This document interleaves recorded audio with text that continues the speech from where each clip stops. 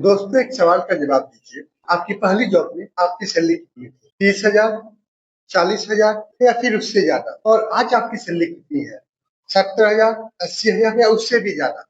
अब एक सवाल खुद से पूछना, क्या जितनी आपकी सैलरी बढ़ी है उतनी आपकी सेविंग भी बढ़ी है, या फिर महीने के एंड में आपका अकाउंट आज भी वही कहानी सुना रहा है कि भाई मैं खाली हो गया? अगर आपका जवाब ना है तो ये वीडियो सिर्फ आपके लिए है। शायद मैक्सिमम लोगों का जवाब ना हो, क्योंकि हर एक मिडिल क्लास की यही कहानी है कि उनकी सैलरी बढ़ती है पर सेविंग नहीं बढ़ता। और मिडिल क्लास की सबसे बड़ी प्रॉब्लम उनकी सैलरी कम होना नहीं है, यहाँ भी प्रॉब्लम कुछ और है। उसका नाम है लाइफ स्टाइल इन्फ्लेक्शन। सुनने में तो बहुत बड़ा इंग्लिश वर्ड लगता है, बहुत ही फैंसी वर्ड लगता है सुनने में, लेकिन इसका मतलब बहुत ही सिंपल है। जैसे ही हमारी सैलरी बढ़ती है हम अपने लाइफ स्टाइल को अपग्रेड करने लगते हैं। अब आपसे एक सवाल, पिछले 3 महीने में आपने सबसे महंगी चीज क्या खरीदी है अपने लिए? फोन, बाइक या फिर कार, या फिर कोई ईएमआई पे कोई चीज ली है? इसको आप कमेंट में बताइएगा। वैसे जब हमारी जॉब लगती है, हमारी सैलरी कम होती है, तो 10,000 का भी फोन हमारे लिए अच्छा लगता है, तो उसका हर एक फीचर हमें अच्छा लगता है, क्योंकि हमारा बजट ही 10,000 होता है। लेकिन जैसे ही हमारी सैलरी बढ़ती है, हमें दूसरा जॉब मिलता है, फिर हमारे वही 10,000 का फोन बेकार लगने लगता है। तब हम सोचने लगते हैं अब 20,000 के नीचे बढ़िया फोन नहीं मिलेगा, या फिर ईएमआई पे हम आईफोन ले लेते हैं। यार सैलरी तो हमारी बढ़ गई, अब हर महीने थोड़ा थोड़ा ईएमआई करके हम पे कर देंगे और हमारे पास आईफोन हो जाएगा। हमें लगता है यार बाइक पे कितना दिन चलेंगे, बाइक में फील नहीं आ रही, हमें कार लेना है। और जैसे ही कार लेते हैं एक ईएमआई शुरू हो जाती है। लेकिन क्या कार लेने के बाद सिर्फ ईएमआई ही आती है? नहीं, उसके साथ इंश्योरेंस आता है, पेट्रोल आता है, मेंटेनेंस आती है और सर्विसेज आती है कार की। इतनी सारी चीजें भी तो कार के साथ आती है, जिसको हम तो बजट में कैलकुलेट ही नहीं करते। हमें सिर्फ क्या लगता है ईएमआई है, हमें ईएमआई इतना पे कर देना है। और फिर क्या होता है, सैलरी का एक बड़ा हिस्सा उधर ही शिफ्ट हो जाता है। और फिर क्या होता है, एंड ऑफ द मंथ जितनी सेविंग सैलरी बढ़ने से पहले हम कर पा रहे थे, उतनी ही सेविंग सैलरी बढ़ने के बाद भी कर पा रहे हैं। तो सैलरी बढ़ने का मतलब ये नहीं होता है कि ईएमआई लेने की कैपेसिटी बढ़ गई। सैलरी बढ़ने का मतलब ये होना चाहिए कि सेविंग करने की कैपेसिटी बढ़े, इन्वेस्टमेंट करने की कैपेसिटी बढ़े। लेकिन मिडिल क्लास सीधे इसके उल्टा सोच लेता है। ये हम सबकी प्रॉब्लम है, मेरी भी यही प्रॉब्लम है। मैंने भी बहुत सारी चीजें ऐसे कर ली जो नहीं करनी चाहिए, या बाकी जाके मुझे बाद में रियलाइज हुआ ये मैंने गलत किया। और इस प्रॉब्लम को सबसे बड़ा कौन करता है? Social media. जैसे ही हम इंस्टाग्राम खोलते हैं, फॉरेन पे किसी की नई कार, किसी ने आईफोन ले लिया, अब वो वहां पे स्टेटस लगा रहा है। उसके बाद हम फिर क्या सोचते हैं, यार ये सब मेरे पास क्यों नहीं है, ये सब तो हमारे पास भी होना चाहिए। और फिर हम क्या करते हैं, ईएमआई पे ये सब चीजें ले लेते हैं, या फिर हमारे पास जो सेविंग होता है उस सेविंग से हम ये सब चीजें ले लेते हैं।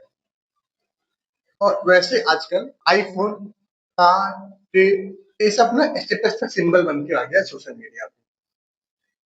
हम एक दूसरे को देख के इन्फ्लुएंस हो जाते हैं। तो वैसे आपसे एक सवाल है, क्या आपने कभी दूसरों को देख के कोई चीज खरीदी है, या फिर सोशल मीडिया पे किसी का पोस्ट देख के आपको कभी ऐसा रियलाइज हुआ है कि यार ये मैं क्यों नहीं कर सकता, मैं घूमने क्यों नहीं जा रहा, मेरे पास आईफोन क्यों नहीं है, मेरे पास कार क्यों नहीं है, मैं क्यों नहीं पार्टी करने जा रहा? क्या ये सब चीजें आपको कभी फील हुआ है देख के मुझे भी करनी चाहिए? यार मुझे तो लग रहा है मैक्सिमम लोगों का यहाँ पे आंसर हाँ ही होगा, क्योंकि हम सब ने कभी ना कभी इस टाइप की सिचुएशन से हम गुजरे हैं कि सोशल मीडिया पे कुछ देख के या किसी पर्सन को देख के हमें रियलाइज हुआ हो, हमें ऐसा फील हुआ हो कि ये चीज मेरे पास भी होनी चाहिए, और फिर हमने उस चीज को खरीदा।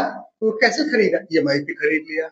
सच सच बताना, हम सब ने कभी न कभी ऐसा किया ही है। और यही वजह है कि बहुत लोग 70,000, 80,000 या 1 लाख की सैलरी के बाद भी वो हमेशा टेंशन में रहते हैं, क्योंकि उनका इनकम तो बढ़ रहा है लेकिन उनका सेविंग नहीं बढ़ रहा, उनका इन्वेस्टमेंट नहीं बढ़ रहा। और अगर इन्वेस्टमेंट नहीं है फिर वेल्थ भी तो नहीं है आपका, क्योंकि एक दिन में वेल्थ नहीं बन जाती है ना। इन्वेस्टमेंट करने से धीरे धीरे वो इन्वेस्टमेंट एक अच्छे वेल्थ में कन्वर्ट हो जाता है।